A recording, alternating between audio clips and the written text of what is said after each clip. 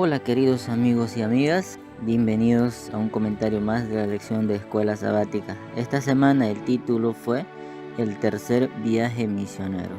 Es una alegría compartir con ustedes un poco de la palabra de Dios a través del estudio de la lección de Escuela Sabática. Nuestro texto para esta semana se encuentra en el libro de Hechos capítulo 20 versículo 24. Pero de ninguna cosa hago caso, ni estimo preciosa mi vida para mí mismo, con tal que acabe mi carrera con gozo y el ministerio que recibí del Señor Jesús para dar testimonio del Evangelio de la gracia de Dios. En esta semana estudiamos acerca del último viaje misionero de Pablo, pues como todos sabemos, el tercer viaje de Pablo era el último que iba a realizar en su vida, pues luego a su regreso a Jerusalén sería transportado ya como prisionero a Roma, donde finalmente él daría su vida por causa de nuestro Señor Jesucristo. Esta semana estudiaremos las incidencias en las principales ciudades a las cuales él visitó. La primera ciudad en visitar fue Éfeso. Veamos qué dice Hechos 18:26. Y comenzó a hablar con denuedo en la sinagoga, pero cuando le oyeron, Priscila y Aquila le tomaron aparte y le expusieron más exactamente el camino de Dios. El texto que acabamos de leer nos habla acerca de Apolos. Apolos era un creyente judío que predicaba el Evangelio de Cristo, pero de acuerdo a lo que él conocía. Él nos había escuchado acerca del bautismo del Espíritu Santo con que habían sido bautizados los demás. Y ese era lo único que le faltaba al mensaje que predicaba Apolos. Pero Apolos compartía la palabra del Señor diligentemente, haciendo su máximo esfuerzo. En estas circunstancias, Aquila y Priscila lo llamaron aparte para enseñarle todo aquello que desconocía. Gracias al trabajo de Apolos, Pablo pudo cosechar el trabajo misionero de Apolos. En otras palabras, hermanos, no hay que menospreciar el trabajo de los demás, aunque quizá desconozcan alguna cosa. Vamos a ver ahora lo que dice Hechos 19:24. Porque un platero llamado Demetrio, que hacía de plata templecillos de Diana, daba no poca ganancia a los artífices. Mientras eso sucedía, en la ciudad de Éfeso, siguiendo con el relato bíblico de Lucas, encontramos la historia de Demetrio. Este obtenía su ganancia de todas las ventas de los ídolos que fabricaba con relación a la diosa Diana. Cuando Pablo empezó a predicar que solo se debe adorar al Dios verdadero, al único Dios, y no a dioses de ídolos, entonces Demetrio vio que sus ganancias podrían irse a la quiebra, y por su amor al dinero estuvo dispuesto a calumniar. Demetrio disfrazó su codicia bajo el manto de piedad. Después de esto, Pablo se traslada a Troas. Veamos lo que ocurre allí, según Hechos capítulo 20, versículo 7.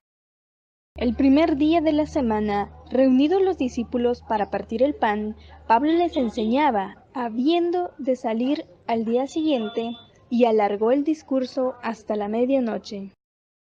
El texto bíblico que acabamos de leer es muy utilizado por hermanos de otras denominaciones para justificar evidencia bíblica acerca del cambio del día del sábado como día de reposo al día domingo. Sin embargo, debemos analizar correctamente a lo que el texto se refiere. En primer lugar, dice el primer día de la semana reunidos los discípulos a partir del pan. En otras palabras, se trataba de una cena de camaradería. No se trataba de una reunión evangelística o eclesiástica. Sin embargo, las Sagradas Escrituras nos dicen que Pablo aprovechó esta ocasión para darles un mensaje, un discurso de despedida, por lo que alargó su mensaje. Por otro lado, si Lucas en su relato utilizó el calendario judío, que es lo más lógico, entonces cuando dice el primer día de la semana, y siendo que era una cena, se refiere al sábado de noche. Pero si por ventura Lucas hubiese estado utilizando el calendario judío, entonces se estaría refiriendo al domingo por la noche. En conclusión, no existe una sola evidencia bíblica que respalde el cambio del día del sábado bíblico al domingo como día de reposo. Vamos a ver ahora qué dice en el libro de Hechos capítulo 20, 24 acerca de lo que sucedió en Mileto.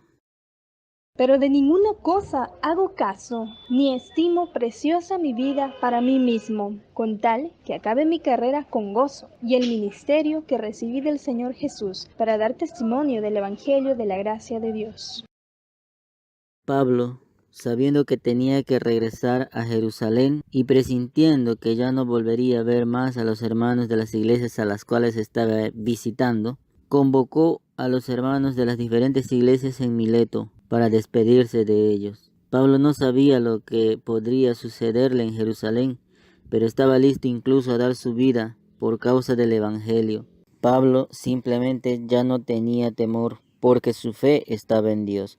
Veamos qué dice ahora Hechos capítulo 21, 13.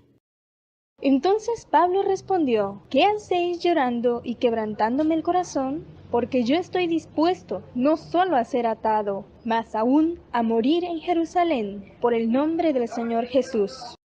De esta manera encontramos a Pablo en Cesarea, tratando de ir para Jerusalén. Allí en esta ciudad, Dios le advierte de muchas maneras lo que podría ocurrirle al ir a Jerusalén. Primero a través de los hermanos de la iglesia de Cesarea y luego a través del profeta Gabo. Pero nada podía quebrantar la decisión de Pablo de testificar si es preciso con su vida en Jerusalén. Amaba a los judíos de Jerusalén porque él mismo también era judío y había sido fariseo. Pablo pidió a los hermanos que no le quebrantaran el corazón recordándole lo que él ya sabía que probablemente le sucedería en Jerusalén. Pero el amor de Pablo por predicar el Evangelio era mucho más grande que el amor por su propia vida. En esta semana aprendimos 4 puntos importantísimos que todos debemos de llevar en nuestro corazón. El primero es que nunca debemos corregir los errores de nuestros hermanos en público, sino que como hicieron Aquila y Priscila,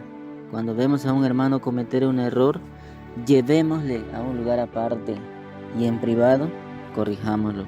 En segundo lugar, no debemos permitir que el dinero domine nuestras vidas. No debemos permitir que el dinero nos haga realizar cosas de las cuales después nos podamos arrepentir y quizás con las cuales podamos perder la salvación. Tercero, no existe evidencia bíblica que respalde el cambio del día sábado bíblico por el domingo como día de reposo.